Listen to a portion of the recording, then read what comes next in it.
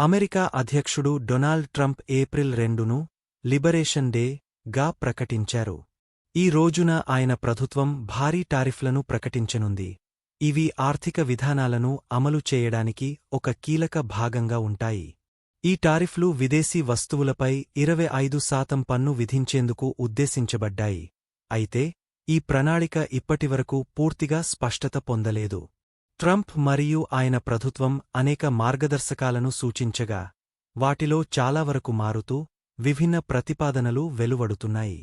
కానీ ఇప్పుడు ఈ అంశంపై కొంత స్పష్టత లభిస్తోంది.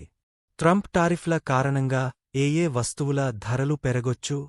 ట్రంప్ ప్రతిపాదించిన టారిఫ్ల వల్ల అమెరికా వినియోగదారులకు అనేక వస్తువుల ధరలు పెరిగే అవకాశం ఉంది. ముఖ్యంగా దిగుమతి అయ్యే ఉత్పత్తులపై అధిక భారం పడొచ్చు. ఆటోమొబైల్స్, కార్లు విడిభాగాలు. విదేశాల్లో తయారైన కార్లు, టొయోటా, BMW, హోండా మొదలైనవి. కార్ల విడిభాగాలు. అమెరికాలో తయారయ్యే కార్లలో కూడా విదేశీ భాగాలు ఉంటాయి. ఎలక్ట్రానిక్స్. స్మార్ట్ఫోన్లు, ఐఫోన్ వంటి వాటిలో చైనా భాగాలు ఎక్కువగా ఉంటాయి. ల్యాప్టాప్లు, టాబ్లెట్లు, టీవీలు, వాషింగ్ మెషీన్లు, ఫ్రిడ్జ్ తదితర గృహోపకరణాలు. కిరాణా, ఆహార పదార్థాల్. విదేశీ పండ్లు, కూరగాయలు, అరటిపండ్లు, అవకాడో, బెర్రీలు మొదలైనవి. చేపలు, సముద్ర ఆహార పదార్థాలు, prawn, salmon, tilapia. Coffee, chocolate. దుస్తులు, పాదరక్షలు.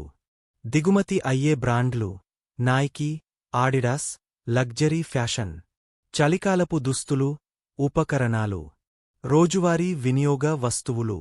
ఆటపాట సామగ్రి, పిల్లల బొమ్మలు, బేడ్లు, స్ట్రోలర్లు. వంటగదిలో ఉపయోగించే వస్తువులు, మైక్రోవేవ్, ఫ్రిడ్జ్. మెడికల్ సరఫరాలు, కొన్ని మందులు, వైద్య పరికరాలు. వినియోగదారులపై ప్రభావం. ట్రంప్ ఈ టారిఫ్ల ద్వారా అమెరికాలోనే తయారీ రంగాన్ని పెంపొందించాలనుకుంటున్నా, ఆర్థిక నిపుణులు మాత్రం దీని ప్రభావం తొలుత వినియోగదారులపైనే పడుతుందని హెచ్చరిస్తున్నారు. సరుకు కొరత, ధరల పెరుగుదల వల్ల సామాన్య ప్రజలు ఎక్కువ ఖర్చు పెట్టాల్సి రావొచ్చు.